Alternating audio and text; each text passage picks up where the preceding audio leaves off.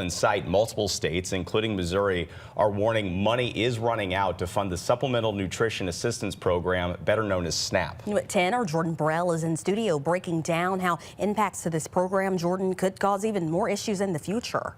Morgan, as the shutdown stretches into its third week, the ripple effects are starting to show.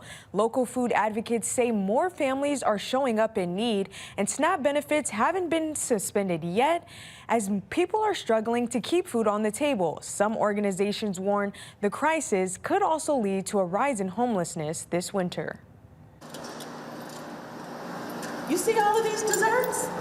Dr. Marty K. Casey unlocks the freezer inside of her working space tucked inside a senior living apartment building.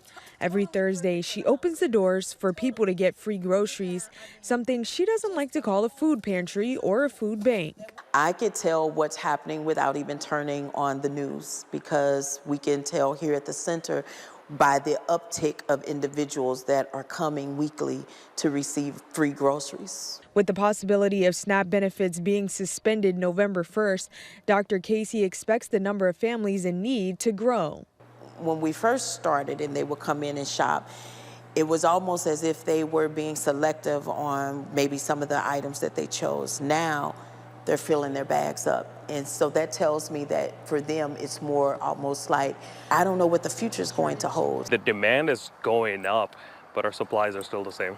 Deb Bhatia, founder of Seeks of MO, also hands out free groceries every week to those in need. He says he's seeing the same thing as Dr. Casey, more people in need, but only able to fulfill with the amount they have. But when there's a will, there's a way. You know, when we started in 2019, we wanted to help like 7 people, and then we now serve almost 10,000 people a year.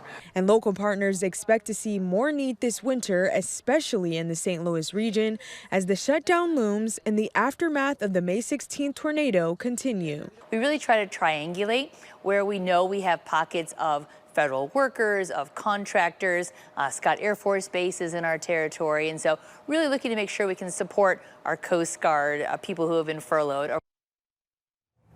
Now, the ripple effects don't just end at food. According to a report from the United States Interagency Council on Homelessness, more than half of Americans live paycheck to paycheck and are one crisis away from homelessness. And disruptions like a government shutdown can quickly push families to the edge. Peter and Paul Community Services, a local shelter, tells me today they're expecting as many as 1,000 emergency shelter beds to be needed in this region, a much higher and significant increase than usual. They say in a statement, in part, quote, St. Louis is already facing a severe housing crisis following the May 16 tornado, and a federal shutdown could trigger an even greater influx in need.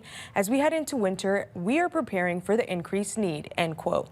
We'll have resources for those in need within this story on the First Alert 4 News app. Corey, Morgan. Impacting a lot of people. All right, Jordan, thank you. Let's